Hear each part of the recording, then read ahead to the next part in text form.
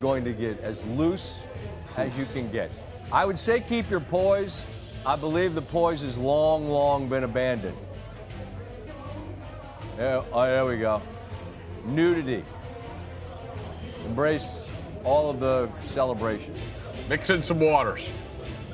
I don't think there's a whole lot of water to be mixed in tonight. There's the MVP. The journey, and we're all. I imagine that this locker room. And that's the way you start things off on a Victory Monday here on Beav's World. Of course, I am Angel Martinez. He is Jay, a.k.a. Beav from Beav's World. And we thank you guys for tuning in here. Once again, a bonus coverage of Victory Monday here.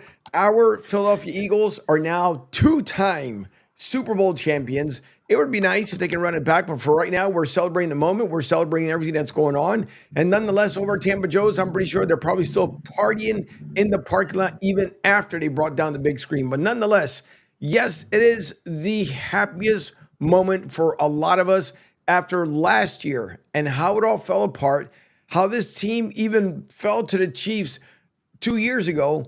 And then the resurgence after a 2-2 start, Nick Sirianni gets out of his own way. He decides to become a coach, stops becoming a fan, and the rest, as they say, is history. When I did say on the pregame show yesterday, the Eagles would win 45-21, and lo and behold, end up being 40-22. And I will say this much, Giants fans, once again, thank you. And by the way, Commanders, I didn't leave you guys out too because Dotson also, we thank you for his services as well. But nonetheless, welcome to Beav's World here on Sports Radio 102.9 The Game, also on the Coastal Sports Network. Don't forget, you can always call or text the show as I lose my voice here a little bit. 727-858-6650, 727-858-6650. And I will say this much, Beav, last night I completely lost my crap on that first bogus call, which I thought they were going to dictate the game that way because there was no way. Everybody did. Pass interference. Everybody did. That's because you and I have the advantage. You're in the Tampa area, and I watch the Buccaneers a lot. That is a play involving Mike Evans, 30 plays a game. Yeah. Where it's fencing, these bigger power receivers, there's hand fighting. But, credit the Eagles. They responded, and then the Chiefs did the headshot stupid play, which they call on everybody now. If you do anything headshot related, it's almost always called, which gave you the first down. And then, you hit the Dotson play. So, but again, an example, and I loved your entrance, by the way. Let's get it out of the way. Congrats, Angels. I'm not an Eagles fan, but I give them tremendous credit. I picked them to win the game. I picked Hurts to be the MVP. And to be perfectly honest with you, I despise the Kansas City Chiefs and the way they operate and behave. And 3 myths were destroyed by your team. The myth of Mahomes, the myth of Kelsey, and the myth of Andy Reid. Yep. We'll go over all 3 of them, but they were all humiliated and broken and got their asses kicked. And they were exposed. You learn a lot more about people when they're getting their asses kicked. Like a friend of mine who was down 28-3, in a certain game. And I didn't see any fight from the guy who was supposed to take out my friend. He's gotten his ass kicked twice. That a bunch of garbage points and stats in the game. When the game mattered, they did nothing. He had a lot of give up throws. The Braun interception was just a give up throw. Tampa too, like he's never seen zone and some of the stuff that the mistakes he made. And, he's getting hit a lot. I can show you games Tom played. Watch the first Giants game in 2007. Tommy got hit more than the eggs at Denny's in that game. He didn't chuck it up and quit like somebody else did. Your team showed a lot of guts. Great story with Hurts. But to show you how good your team played,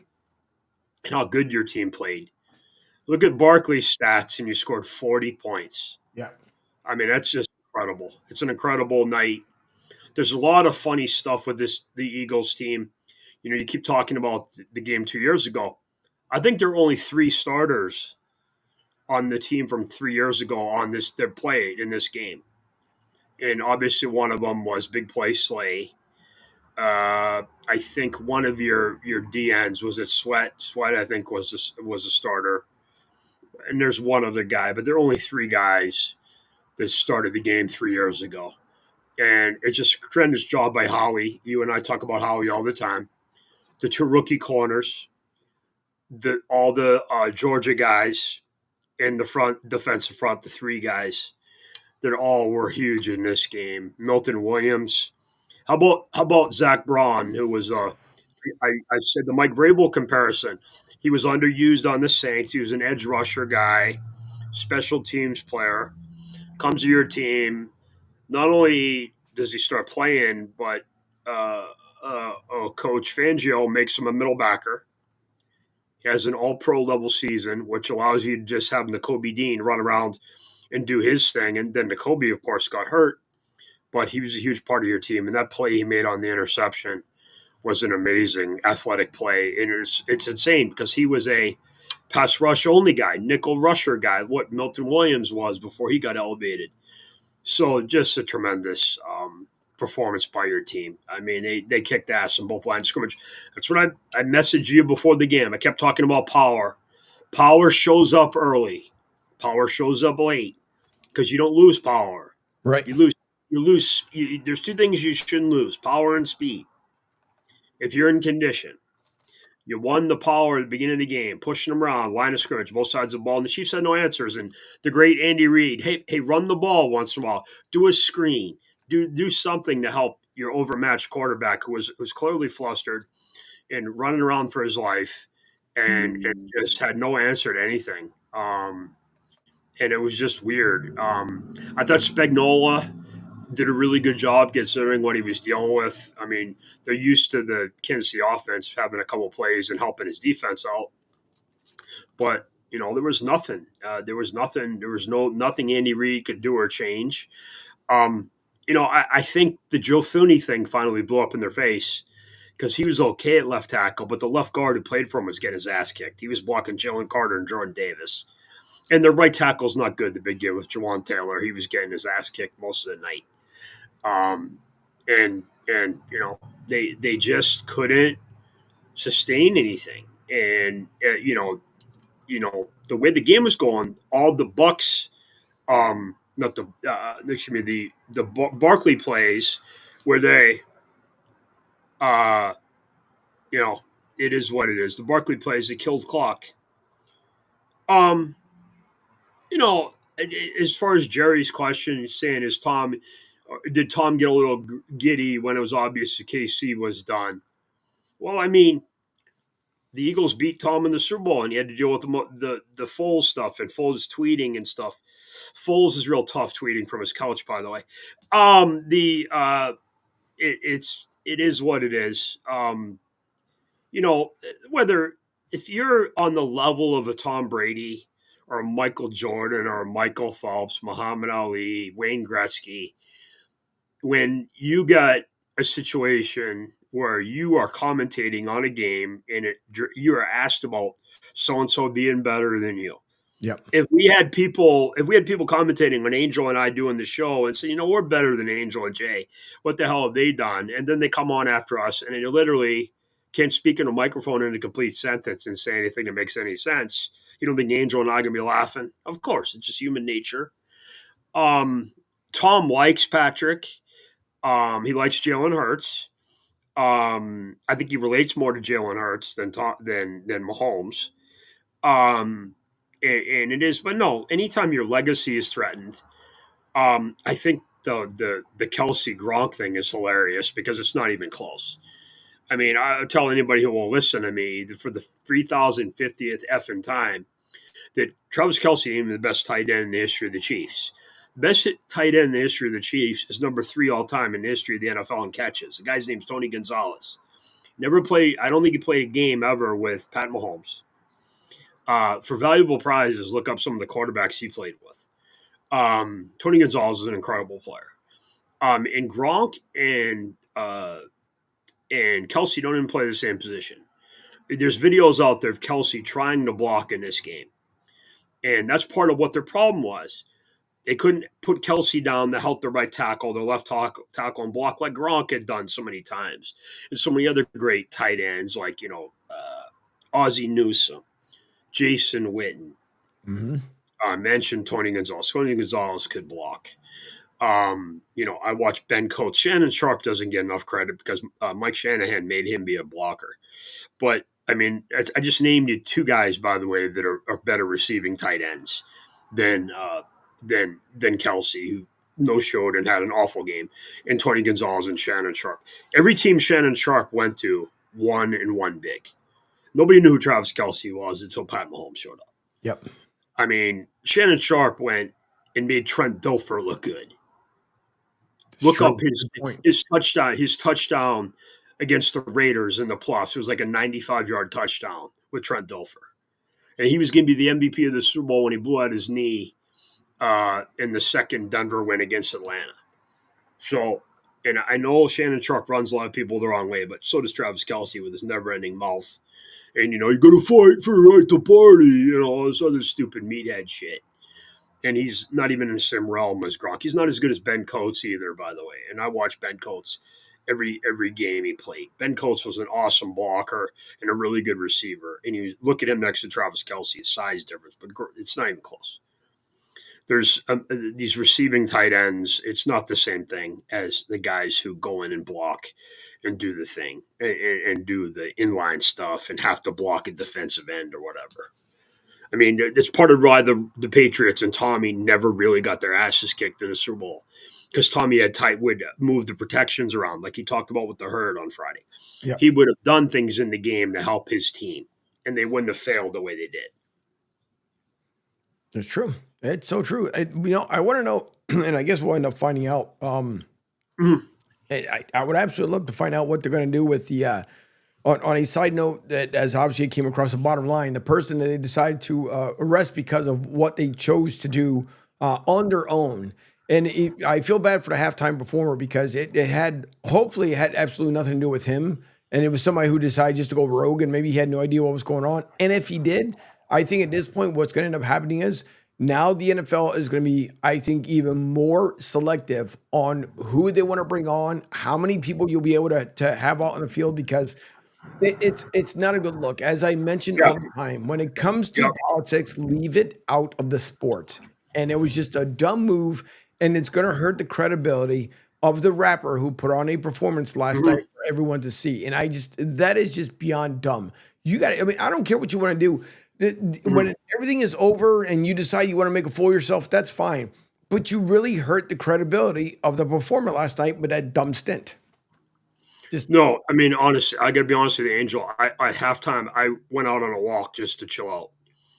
Because in all honesty, I'm going to be honest with you, it's funny as hell. I was worried about Mahomes doing the Tommy thing from 28-3, and I just needed to go out and just get my brains and walk around. And I didn't see the halftime show. I'm not really a big music guy anymore. I listen to older stuff. I listen to sports radio and watch games all day. I don't know much about rap. It's not my thing. I'm more of an 80s, 70s classic rock stuff. And, hey, people like that rap music and stuff. But again, you just made a good point. We're going to end up with like Barry Manilow at halftime. I mean, that's where we're going. We're going to just somebody out there just does their thing and doesn't need a big show. It's going to be really freaking dumb. It's going to be really dumb. I mean, again,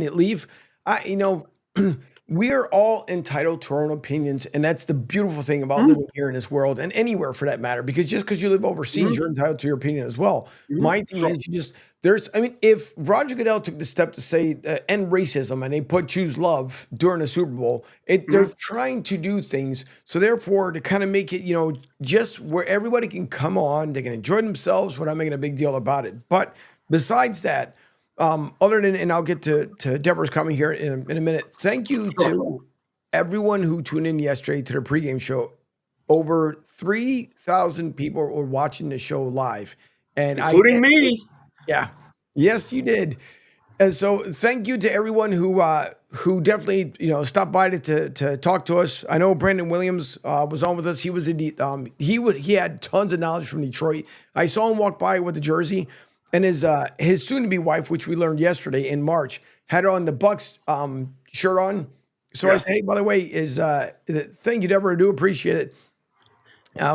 But I said, by the way, does she talk football? He goes, oh, not as much. And so the question was asked by Ryan Matthews, another gentleman that was with us yesterday behind the mic.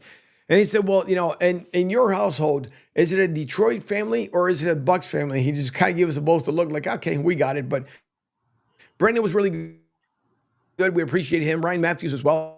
Even though Q says that he felt like he was kind of railroaded from it, but I had no idea. Ryan was the first time he came on with us yesterday, and he was just Ryan Matthews, the running back. Ryan Matthews, the running back. No, I wish. You know what I'm talking about. Okay, yeah, I'm sorry. Yeah.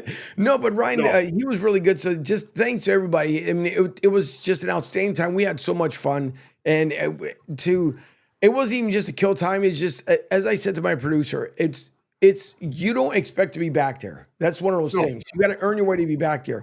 And if I didn't do a live show yesterday, I would have felt like I did an injustice even to my own self, because no one is saying that we're guaranteed to get back there again next year. How many teams have been there once and haven't been back, or maybe been twice and never been back, or tried 4 times in a row to get there and didn't get there?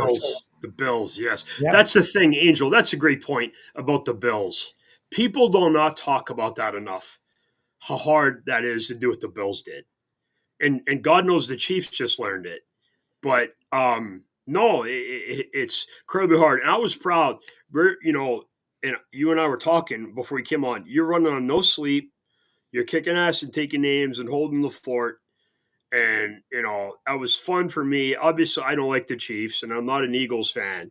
But I like the story of the Eagles, and I'm just done with the Chiefs. I'm tired of dealing with them. And you're my buddy, so I want to say you're a big Chiefs fan. I mean, Eagles fan, excuse me. And the whole Sirianni thing is so hilarious. So I just joked that he's going to get like a 5-year, $45 million extension. And you and I I'm going to come on the show like when that is announced, and you're going to like light yourself on fire on the air. So, I mean, it's like you're going to like douse yourself in lighter fluid a match. And it's because if people don't understand this, how much Angel hates his coach. But the other thing that I thought was really cool when I was tuning into the pregame show as best as I could with you guys is people don't understand, because Angel, Pete, and I have the same problem in that we're out-of-state guys watching NFL games. So sometimes we go to a sports bar, we have groups of friends, and Angel does that with the Eagles fans at the Tampa Joes, and he's got all of his buddies there with all these Eagles shirts, and I'm like, oh, my God, I so hope they win. For selfish reasons, because I want the Chief humbled, humiliated, and broken, and you guys were 3 for 3. But, I loved seeing how excited you guys were in your video. Hey, we got to keep it going, And I can't believe how good your score prediction was. Pete and I both had you winning, but by 4 points. And it was cool. It was fun to see. And I like Mr. Laurie, and Howie Roseman's awesome. But you look at the moves they made with the 2 rookie corners, Zach Braun, drafting Jalen Carter, who was a severe flight risk. We don't need to go over that again. And some of these other moves, trading for A.J. Brown, bringing in Saquon Barkley. I joke all the time, Angel, about the secret of success in life is taking advantage of the handicapped, which is code for stupid people. So getting Saquon Barkley, Joe Shane, he's going to go to the Bears, trading for A.J. Brown. Hey, with the Titans, we don't need receivers. Drafting Jalen Carter when a lot of other teams were afraid of him. Taking Zach Braun and putting him at middle backer. How about drafting a white corner? How many of those exist in the NFL? How about sticking with Jalen Hurts, who's a non-traditional dual threat guy, and how many starting quarterbacks in the NFL who are second-round draft picks? How many of them have been to 2 Super Bowls in 3 years? And not only that, the guy got benched in the middle of a national championship game in college and had to leave. And he got benched for Tua, who couldn't carry his luggage. Yep. So there's so many things here. And the other thing, and as a Patriots fan, I can say this is more gives you a credibility win, because of the circumstances in 2017 with the stupidity of Belichick not playing Malcolm Butler and wasting one of Tommy's greatest games ever by being, for reasons we still don't know, why Malcolm Butler didn't play. But you guys kicked their ass from the beginning to the end. And one of the other things I thought was really interesting, I was worried about Jake Elliott, and he hit some big kicks. I mean, that was one of the three things we were worried about were your buddy Sirianni versus Andy Reid. Well, Andy got stupid and big-headed and kept throwing the ball. Mahomes, who puked all over himself. And then Butker over Jake Elliott. And, it went well. It did go well. Yeah, no, I mean, Jerry, from what you're saying, if you want me to talk about the Patriots, I will, but that's another show. But part of the reason why the Eagles are winning is two things. Well, three things, actually. Owner, always do this in order. Owner, general manager, I hate to do this to you, Angel. HC. Yeah. Now I'm going to talk, I'll do them in order. Laurie's awesome. He's always been awesome. Remember what that team was like before he took it over, how good a job he's done. Howie Roseman might be the best GM in the entire sport. He redid your team from 2 years ago, and the team's completely different from 2017, outside of Brandon Graham and a couple of the guys, Fletcher Cox and because Lane Johnson's still here, but Lane Johnson was a young guy on the team in 2017. Look where you found like your left tackle. Look where you found Mekhi Becton. These aren't traditional picks. Now you get the Jalen Carters and your Jordan Davis and Sweat and some of these other guys, but you got to hit on some of these picks, and you've done it. And Jalen Hurts and obviously Saquon Barkley, who again I can't believe that they won the game, and he only had I don't think he had 75 yards total offense. And he's been your best player all year. He's the reason why you got here.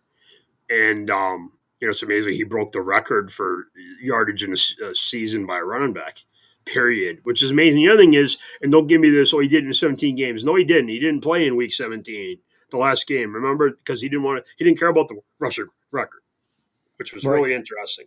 But no, it's a really good organization, and the Patriots are nowhere near that. They made mistakes. They somehow mismanaged the best tight end, the best quarterback, and arguably the best head coach in the history of the league, all three of them. And then they overdrafted one kid, Mac Jones, ruined him in year 2 with defensive assistants being his coaches. And now it looks like they've rebounded nicely with Drake May, but pump the brakes on the Hall of Fame speech for Drake May. I think you won one game. So we'll see. But, that's where the Patriots are. Really bad roster, tax problems with the state. And Pete's going to blow up and start yelling at me again, but I haven't seen the crowd spend. That's not my opinion. It's reality. Look what their cash spending is. And the offensive line, it's the exact opposite of the Eagles. Terrible at the line of scrimmage, both sides of the ball. No real playmakers. What's the strength of their team?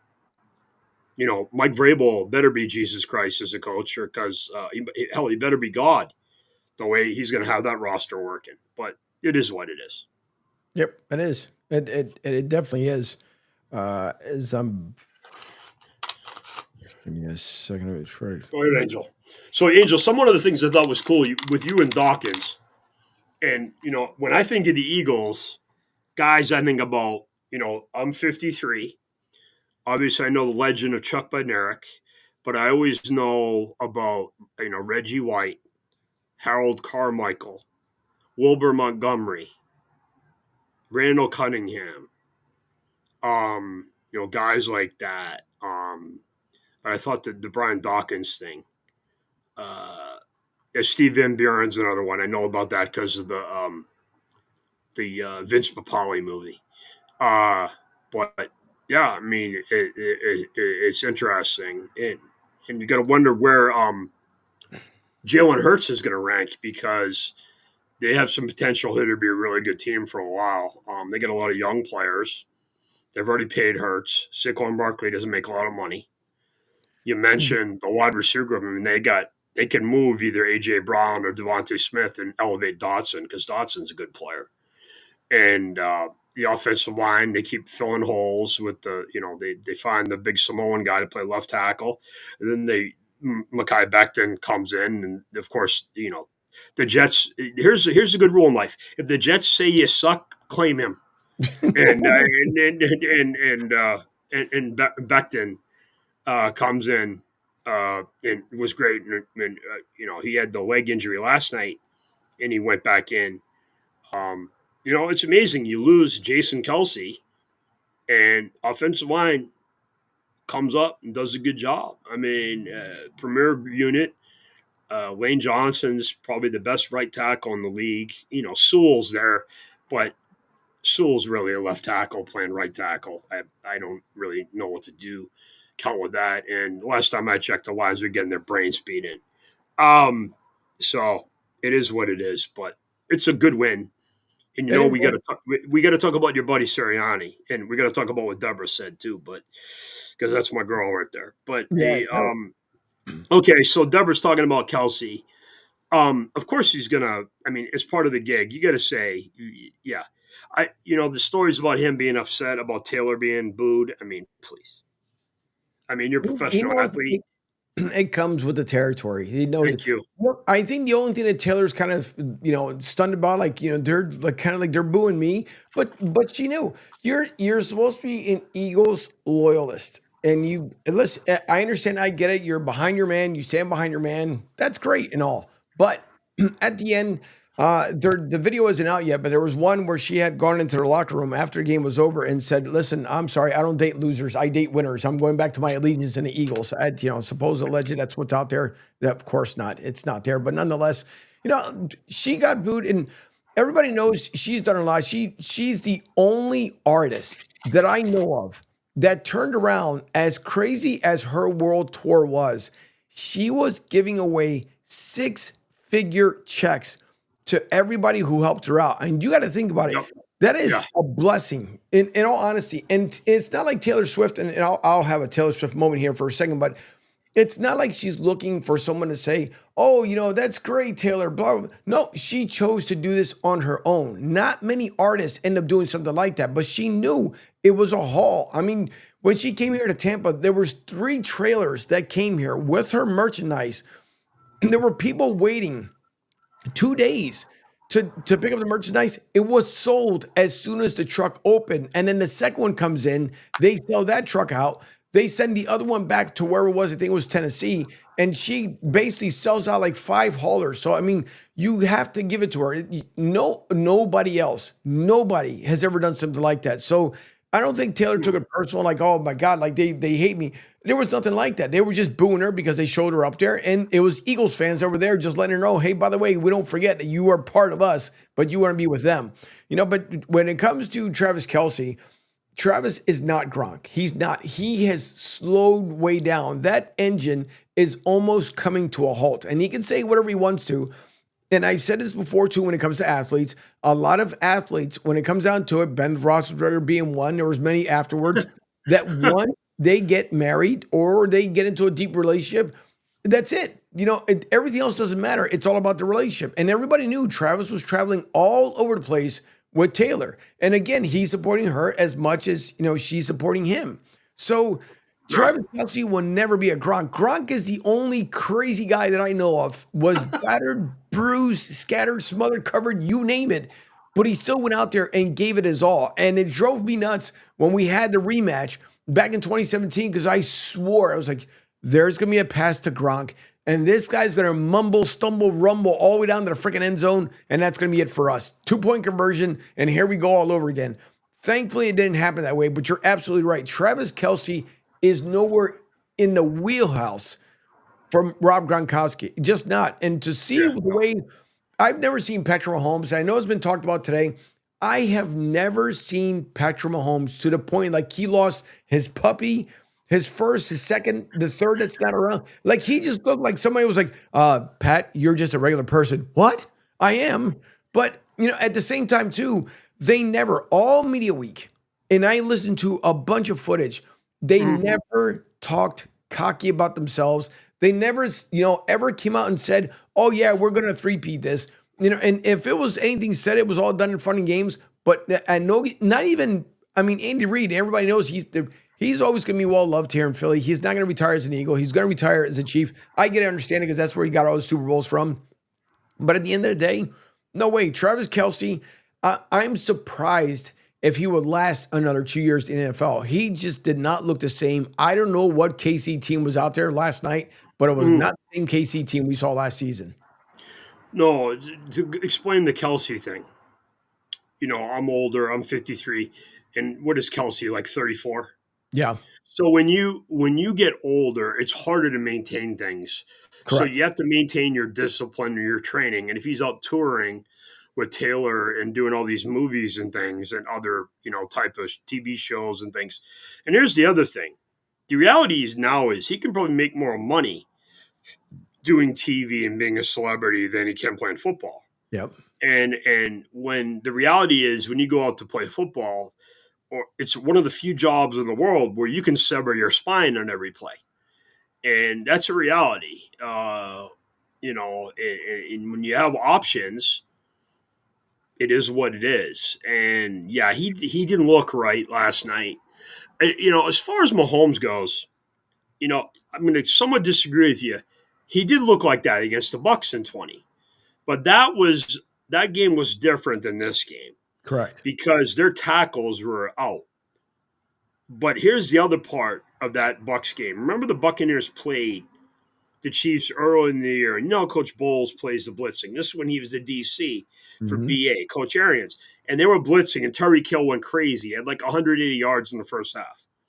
And in the second half, the Bucs stopped blitzing. They played coverages. And Mahomes struggled. That's the path. You and Pete were joking about it earlier this morning. Well, here's the secret formula to beat Mahomes. Well, obviously the Eagles have really good players, and the Buccaneers have good pass rushers too, with Vita Vea and Ndamukong Suh and Shaq Barrett and those guys, and JPP. But if you have good NFL players, I'm not saying you need Mean Joe Green, Reggie White, and Bruce Smith. If you can have 4 players out there that can rush the passer and then mix and match coverages behind that, that's a good approach against Mahomes. It's like, the pressure up the middle. I don't know if that works on Mahomes because he could just roll out, but athletically, he wasn't moving as good as he was. That's why you wonder about Josh Allen and Lamar being a better matchup against your team. And particularly, they have the better offensive line, obviously. But particularly the Bills with who their left tackle is, and Dawkins is really good. But again, I think Coach Fangio did a really good job. But the no blitzing stat is amazing. They're able to do that. And the other thing that's hilarious, hey, does anybody ask Mike McDaniel why you fired Vince Fangio again? Yep. I mean, there's another advantage. Taking advantage of the handicapped, Angel. Taking advantage of the stupid. So I mean, it's and it was amazing. And listen, you have your thing with Sirianni. You noticed who his 2 coordinators are? They're pretty good. They are. And Kellen Moore, another example, taking advantage of the handicap. The Cowboys running Kellen Moore out of town. And it is what it is. But I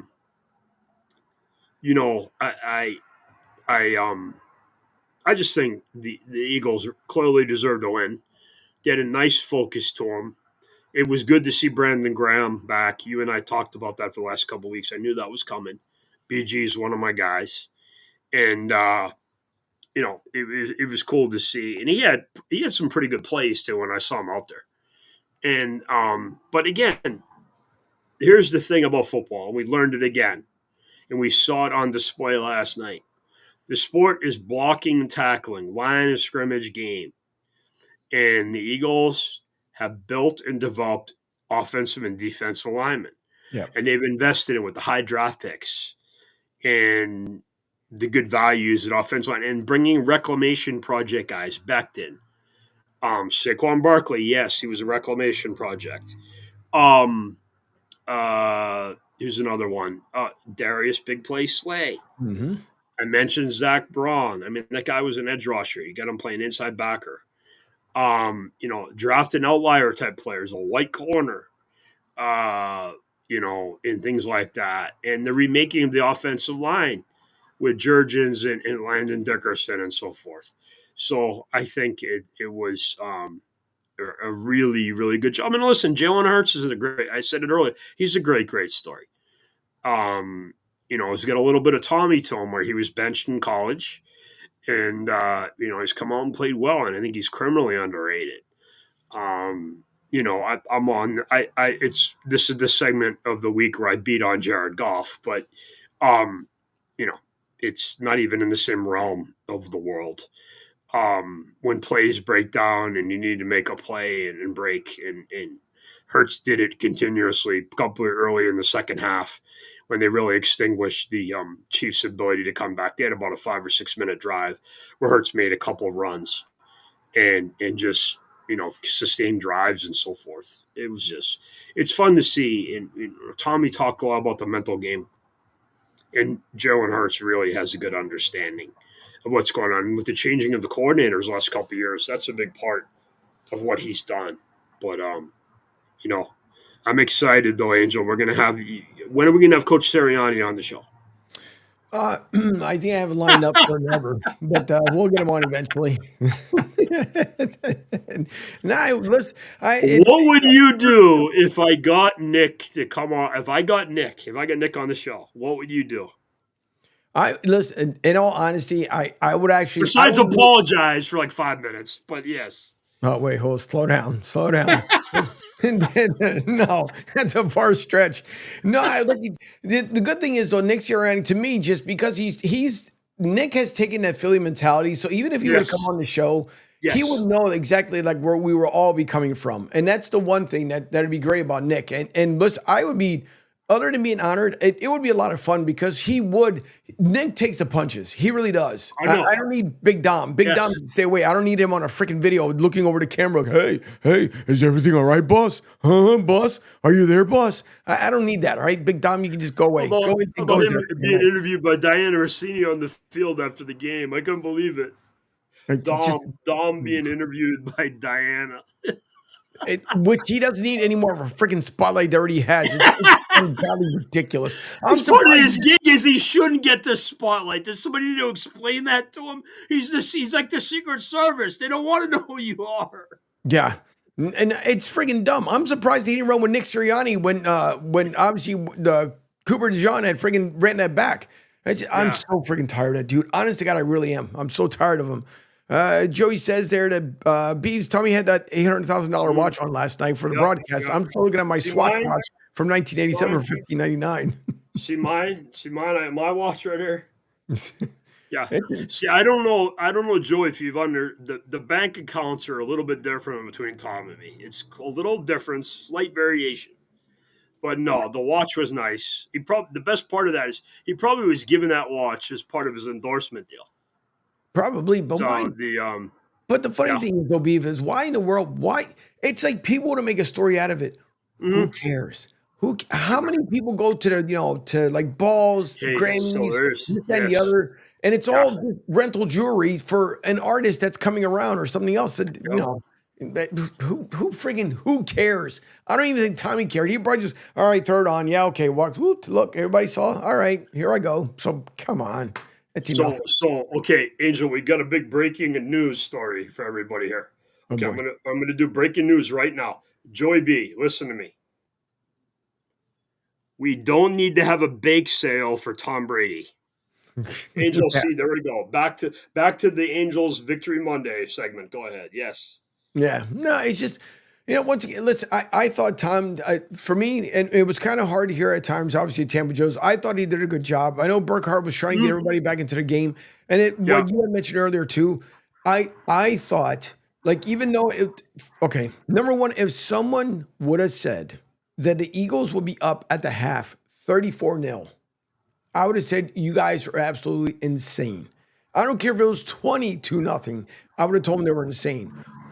I would expect the way Andy Reid has done things in the past to be like, all right, you know what? That's it. The brakes are off. The anchor's up. Off we go. And it was nothing even remotely like that at all, period, which I'm fine with that. But it was just when I kept saying for 2 weeks that it had the 2017 feels, it absolutely did everything. And I try to replay things back in my head. Mm. You know what? Here's what I was doing back in Philly when all this stuff went on. The only thing that I know of, Saturday felt like an eternity to finally Yep. get to Sunday and to get the game going.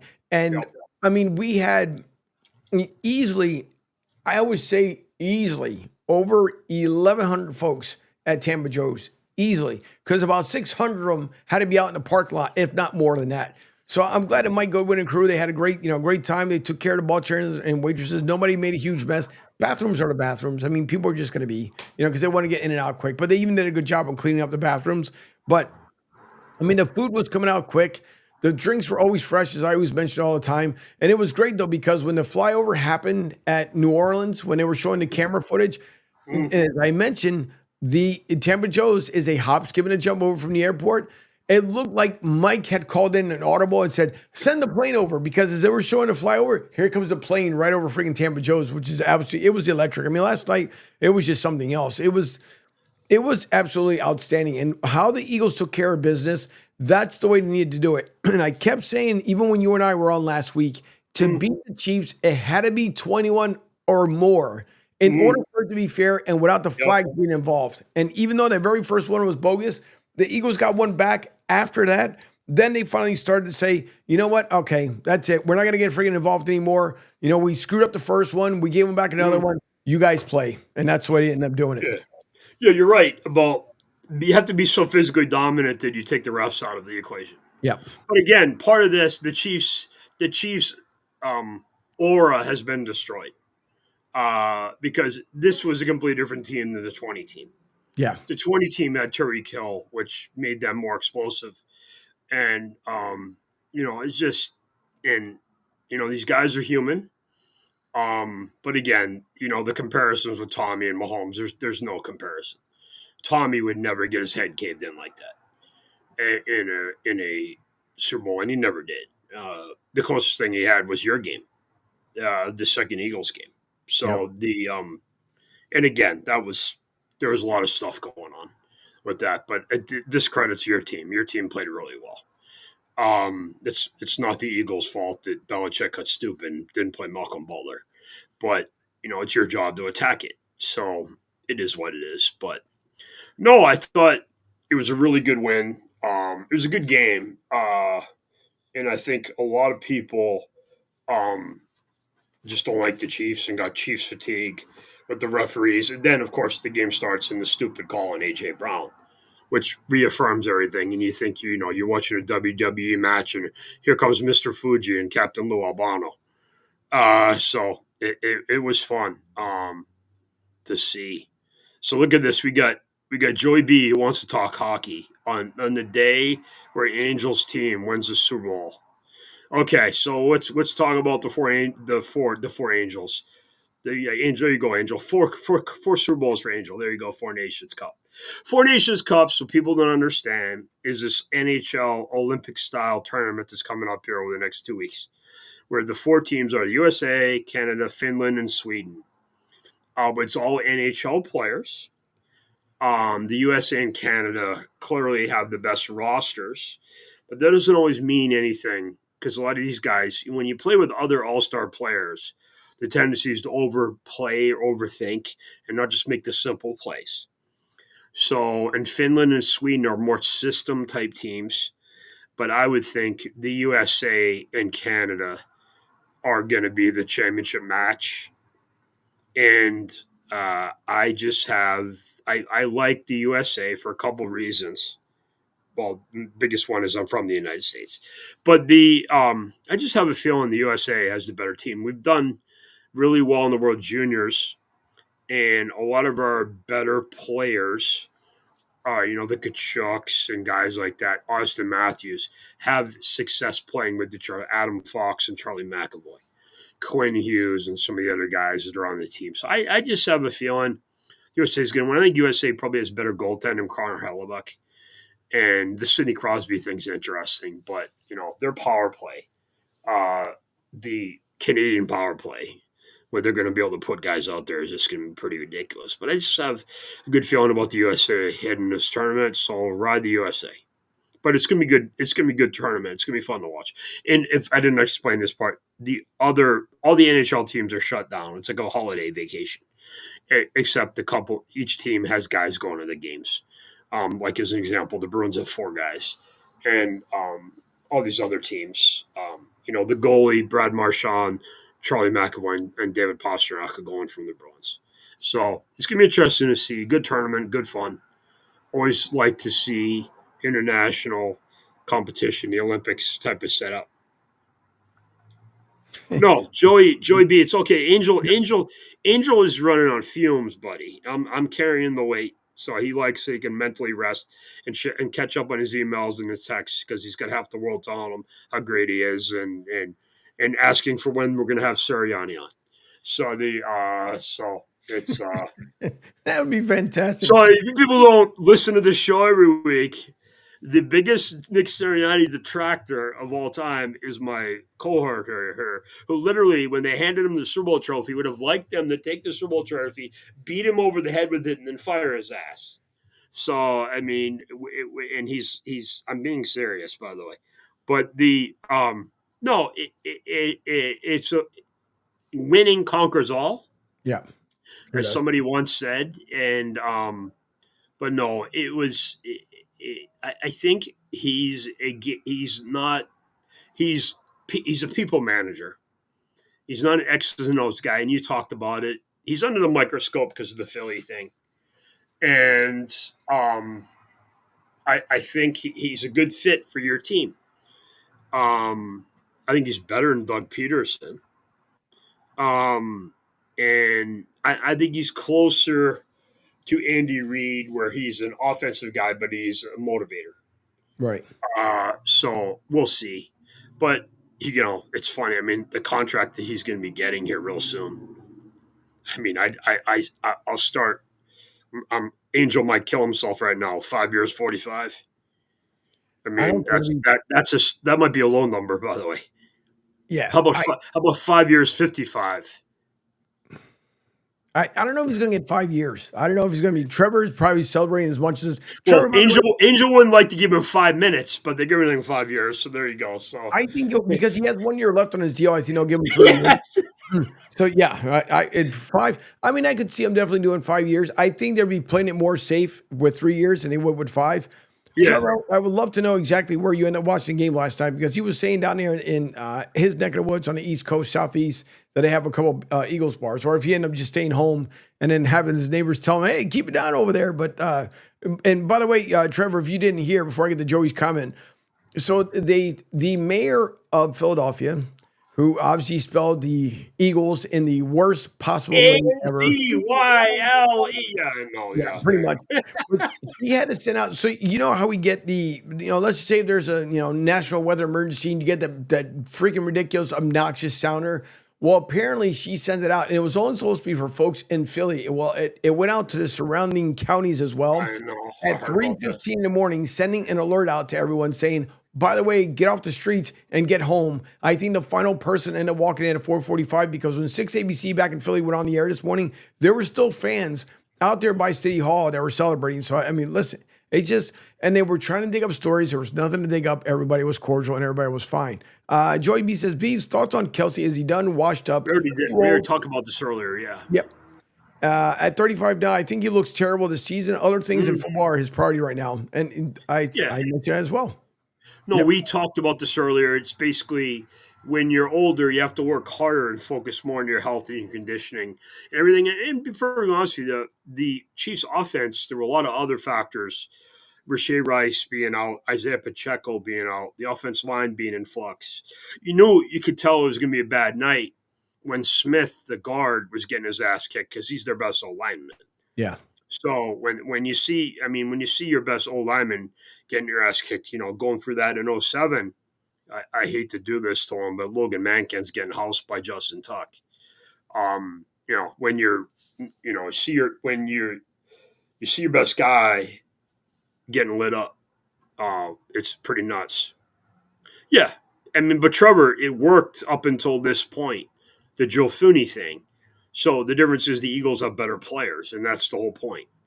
You could put a Band-Aid on a bullet shot on a bullet hole, and it doesn't make the bullet hole go away. No, it doesn't. Joey B, you're fine. I believe you. You're fine. Matter of fact, Joey, count to 5. Your suspension. There you go. 1, 2, 3, 4, 5. I had mentioned Joey this morning on my show, and I know because he was working throughout the day, it's kind of tough. But I had mentioned you talk about someone being loyal on the 100th episode. This is when I had Tony and Robin on. Everybody, when I started Broad Street South, all the guests that I had, and getting up to episode 100, that was the first time that Joey B had tuned in. Since then, and we're going back to 2021. Since then, Joey B has been around and hanging around the entire time. And I can't thank Joey B enough, along with a lot of people that had tuned in and that come back. But yeah, he's been with me here as, and he's called in, I think twice. The first time he called in, I almost fell out of my chair because I thought it was Jesus Christ on the line. That's how freaking impactful it was. Like, who's this, Jesus? Nope. It was Joey B. So thanks to Joey B. He's been around since 2021. I mean, just, an absolute outstanding human. And I can't, say nice enough things about Joey because every friggin' show, there's a comment in there somewhere in between. Do you want me to go religion? You want me to go religion on you? I can do religion real quick. I can do. Do you believe in the Lord, Brother Angel? Do you, Brother Angel? Do you believe in the Lord? Sure. Joey B, do you believe in the Lord? Hallelujah, Brother Angel. Your Eagles have delivered. You have repented for your sin and brought Brother Sirianni to the Super Bowl and the Lombardi Trophy because you believe in the Lord. Hallelujah. Mahomes, Kelsey, Reed, they did not believe in the Lord, and they have suffered greatly on a Sunday, Brother Angel. Look at what they have done. For $100, I can do religious evangelist act. I can go as long as you want. There you go. That's I just did my community auditions on the do you believe in the Lord? Hallelujah. No. Yeah. I always think that I just did it was a ripoff like Brother Love and some other guys that they just did. But in the real life televangelist guys. So basically, they just repeat what they're saying over and over again in a funny, squeaky voice. That's all it is. So, in reality. And it's like, like Austin Powers. Right. So, no. See, the Angel, this is what happens when you grow up playing a lot of sports. You sit on buses and you get to rehearse voices and do different things. I can do Dave Matthews. Crash in the mirror. I mean, it's, there's other ones I can do. But, I could do Stevie Wonder too, but that's not funny. But no, it was fun. We'll see. Oh, wow. Hertz is getting married? No. He's saying that we need to wait for him to, pump the brakes. Basically, like, Jarek Dieter, when Jeter said he was going to wait until he was done, Jarek Dieter, and he was right because he wanted to make sure he put his all in before anything else. That's pretty much what Rick is saying. No, listen. Okay. Jalen needs to stay just Jalen. That's it. Don't get married. Yeah. Don't do anything else. You find the love of your life. Don't say anything to anybody. Just keep it under wraps. Just like Saquon said, I was engaged over 6 months ago. People are just starting to realize that now, but it didn't affect Saquon's work. Jalen, stay focused on the gridiron. Everybody's different. Tommy, obviously he got married. Drew Bledsoe has been with his wife since they were in high school. And other guys, Mahomes seems pretty stable. His wife. Everybody. With Mahomes, though, let's not forget the year prior when she was going a little apesy crazy with all the success and everything else, and then Mahomes' brother didn't make it any better. So he had a conversation with her and said, "Listen, this year it's going to be completely different." But let's also remember too, maybe now State Farm will start pumping the brakes a little bit when it comes to the Chiefs and all these State Farm commercials, because I don't care what you say, success does get to your head just a little bit, when it comes to them building up the dynasty. So now maybe tone it down a bit on the State Farm commercials, come back to the reality, because you are not going to rebuild as quick. And I'm not saying they're not a dynasty, but you're not going to rebuild as quick as the Patriots did when they found ways that we lost. Oh, hold on. let's reinsert and reinvent the wheel here really quick and get back to where we were. So Yeah. it may not work that well for the Chiefs. And it's the same way when a lot of people are just getting sick of the Chiefs becoming the new Patriots 2.0. They're not the Patriots. No, they're not. But the whole thing was, again, you had to. I think because, and I would have never thought in a million years from, for the couple of minutes between the shows today when I was watching some of the other outlets of how much they gave the kudos to the Eagles and almost like just saying, we may have talked about the Chiefs throughout the season, but I think everybody was pretty much happy to see that the Eagles ended up taking away. And again, they're still going to have a dynasty, but just to bring back the Chiefs to reality by saying, not so fast, even though Patrick Mahomes did admit a bunch of times this season that they were not the same team, that they had slowed down a whole lot. Mm-hmm. And part of this, by the way, Angel, is when you play this far into the season, you don't have the offseason normal that everybody else has. And a lot of these guys are going to have surgeries and things. Mm-hmm. And that's what I was talking about with Kelsey. You're out on your girlfriend's tour instead of, training and resting. And, Rasheed Rice getting hurt. Saw how beat up Chris Jones was in the game. Their offensive line's a mess. If you can't sustain anything if your offensive line can't function. And that's one of the things that Tommy always did, is he always looked at his O-line and he would, some of his best friends were his linemen. And, a big part of his last team with the Bucs was Jensen getting hurt in training camp where he tore up his leg. And the center, who's a great player. One of the teams he lost to Denver in the playoffs, the whole offensive line was hurt. It was the 2015 AFC Championship game where literally the ball was being snapped and his linemen didn't even know to move yet. Von Miller and DeMarcus Ware going crazy on his whole line. But yeah, it's a good point about how Mahomes is viewed. His problem is a little different than Jalen Hurts in the AFC because he's got Burrow, Lamar Jackson, Josh Allen. Harbaugh is going to add some people to help Herbert out. Maybe that's where Myles Jarrett goes. God forbid the Raiders get a QB and they bring in somebody like Justin Fields. They're functionable. Yeah. And, Aaron Rodgers is out there. Derek Carr is out there. I mean, if you saw what Sam Darnold just did, would you be surprised if one of these guys goes out and is really good? And, the NFC is different. The Lions have a really good roster, but they're limited because of who their quarterback is. Jalen Hurts. What is Brock Purdy? It looks like they're going to get rid of Debo. What other else in the division is there? The Matthew Stafford, you mentioned the wife's getting involved. Matthew Stafford's wife causing noise on the internet, which is never good. Right. Somebody who's been one of the best athletes ever for 30 years. I speak for Jay. I don't speak for Tom. And I'm regarded in what I say for the most part. He's retired now. I can say some things that I wouldn't have said when Tom was still playing. But it's a different world. And, everybody's got a camera. Everybody's got a phone. And everybody thinks, oh, my God, this guy's gospel or whatever. And it's a fun thing. But it's the reality of life. And it's fun to be the king of the castle, Angel. And that's where you are now, brother. So it's a cool thing. Yeah. You and your buddy Sirianni. My best buddy. Yeah. Best friends. Yep. You and Sirianni. Me and Tom, you and Sirianni. Yeah, we're the best of pals. He's got, matter of fact, I'm going to make a bunk bed here, so when we have him on the show, he can come right here. Angel would give 5 years off his life to fire that guy out of a cannon tonight.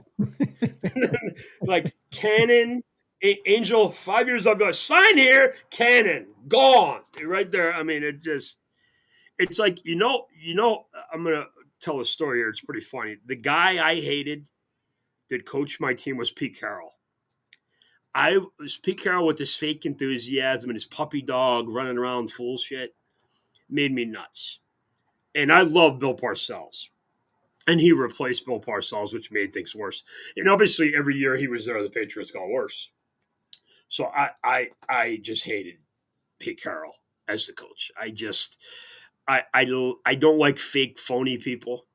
And he's got this California happy, smiling, it's what he is. And obviously he's become a good coach. And I think he'll do well on the Raiders, but there was nobody from the Mets that comes to mind or any of my other coaches. But it just, it is what it is. The Sirianni thing with you, it's funny. And one of the things that was really interesting was when we were talking about Eagles coaches, when we had Gary Myers and some more other guests on, and obviously and Rich Cimini also, because they worked with all these different coaches, where you went so deep dive into Chip Kelly, which I thought was amazing. Because I thought you'd tell me that Rich Kotite was the worst coach. And that's what's cool about our show. You come at from an Eagles perspective. I for 100, and I would have put 100 to 1 on you would have told me Kotite was the worst. You said, no. Chip Kelly. And part of it was how he treated Howie Roseman. Yep. Who obviously has turned out to be okay. Sure has. Slowly okay. Yep. But no, and it's pretty cool. So one of the cool things about Howie, by the way, his college roommate at Florida is the head coach of Washington. Dan Quinn. No. Washington Huskies. Oh, okay. Jed Finch. They were at Florida together. So he was one of Coach Harbaugh's early offensive coordinators and quarterbacks coaches.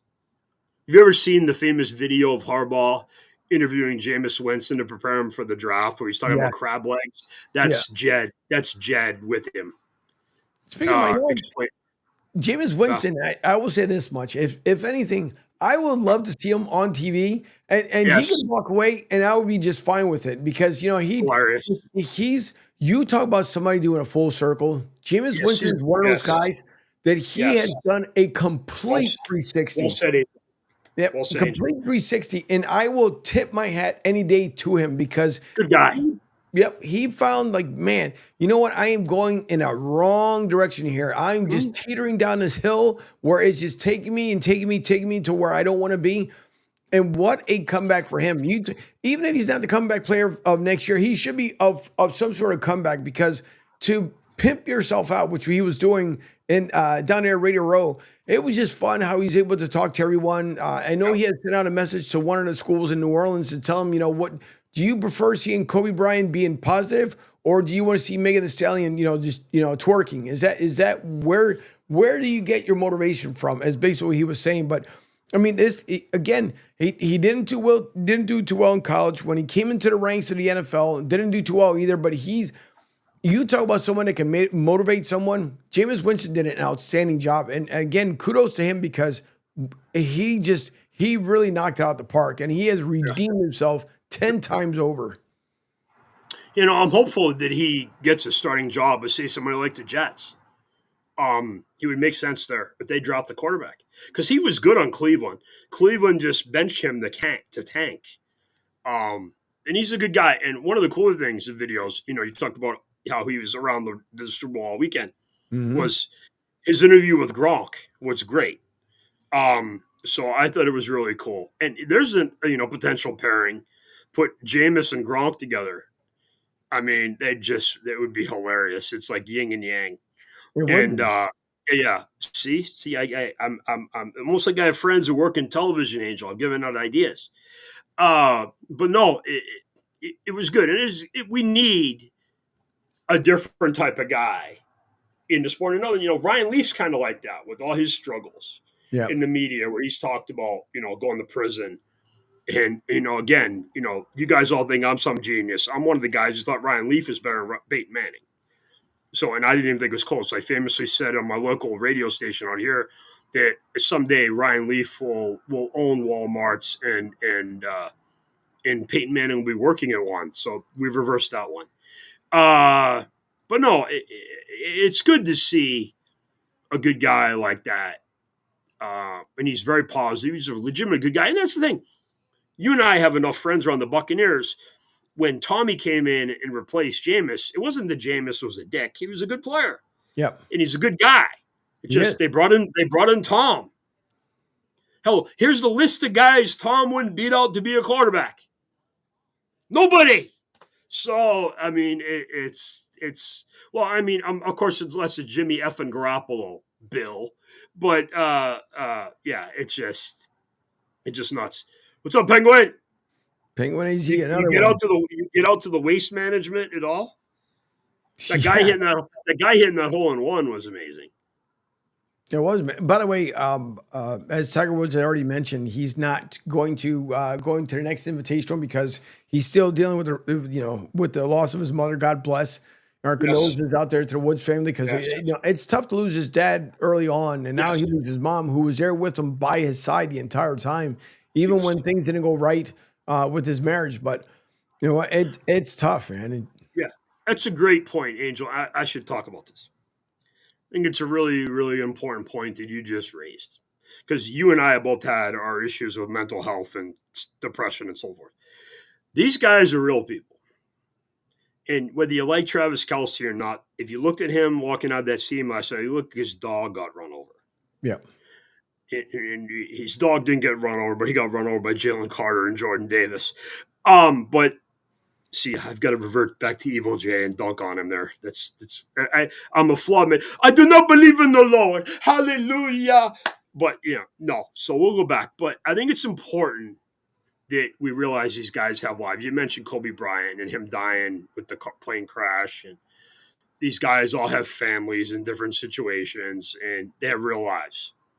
And just what you see for 3.5 hours during a game doesn't mean you don't know what's going on with guys and what they're dealing with and what's going on at home and what their family situation is and and it's tough. And they're pros and they have to deal with it, but they're people too. And Tommy, probably the best game he ever played was a 28-3 game when his mother was very sick. And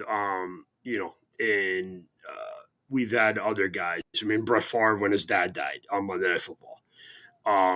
There's a couple other ones. Michael Jordan coming back after his dad was killed, and the flu game with him and other things. And everybody deals with things differently. Some guys internalize. I'm one of these. Hey, I want to get back to work as soon as possible. Yep. I'll give you a funny story because you guys like how I've changed and evolved. Everybody knows about the Malcolm Butler play in 2014. They should have handed the ball to Marshawn Lynch. They threw the ball and Malcolm jumped the route and he intercepted the pass and won the game. Well, to show you what my life is, I probably enjoyed that for about 5 minutes.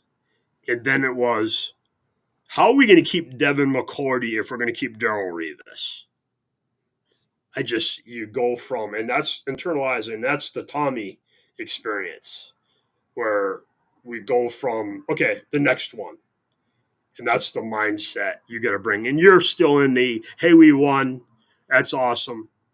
And you'll start to figure out what you're going to do with certain positions, what you're going to do. But the mindset has to be, okay, that's over. Let's do what's next. Yep. And that's how you maintain success. Instead, Travis Kelce, instead of, hey, I'm going to go do more reps. Oh, I got to go to Taylor's concert tonight. Oh, I get Beav calling me in 2001 before I'm the quarterback. He wants to go out and chase skirts and drink pizza and beer. I'm going to stay here and not be the third quarterback on the Patriots. I'm going to be the second quarterback on the Patriots. And that really happened, where Tom went from 3 to 2, and then Drew got taken out, and Tom became the quarterback.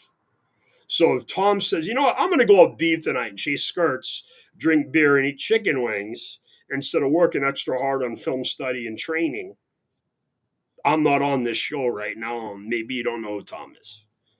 So the choices you make in your life and what you determine are so important, but also that people need to understand you don't know what these guys are dealing with. Yep. And the situations and things they're dealing with.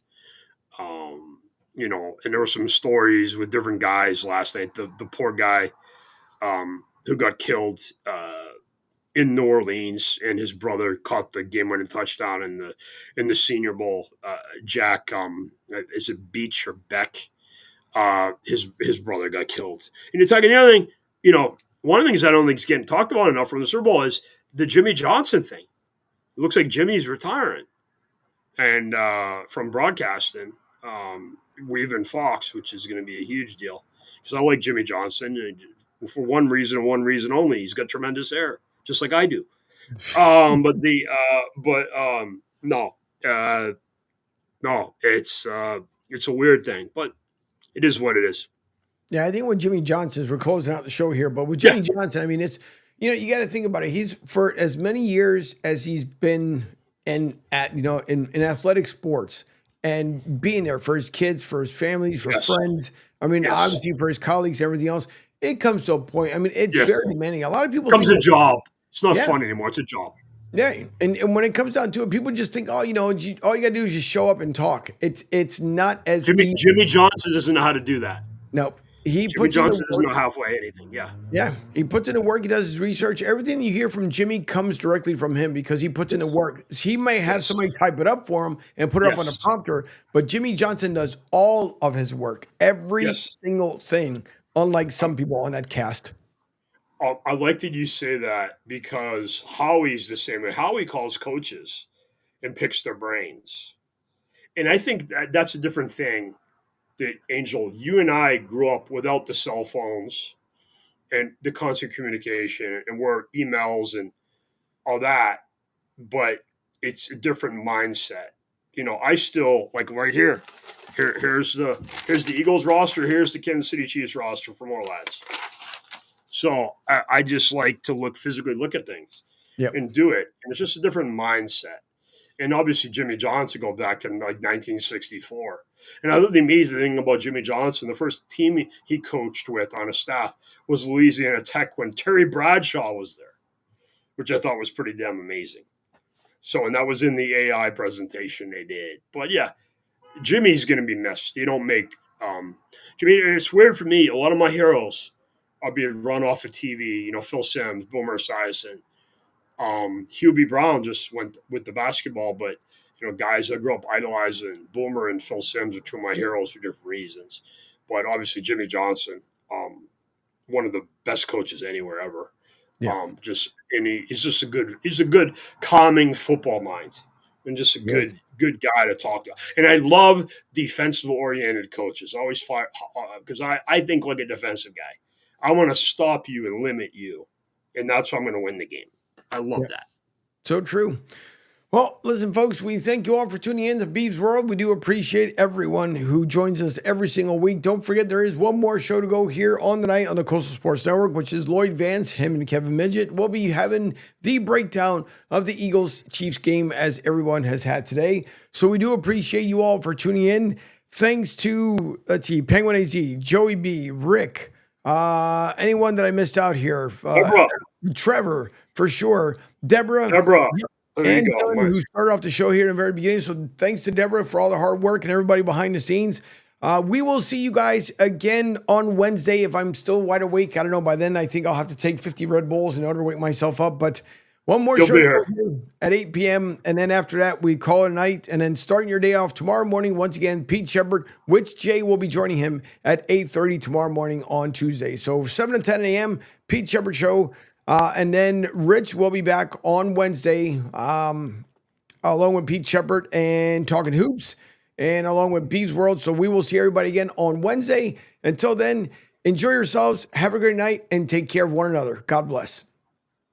Thanks, Angel.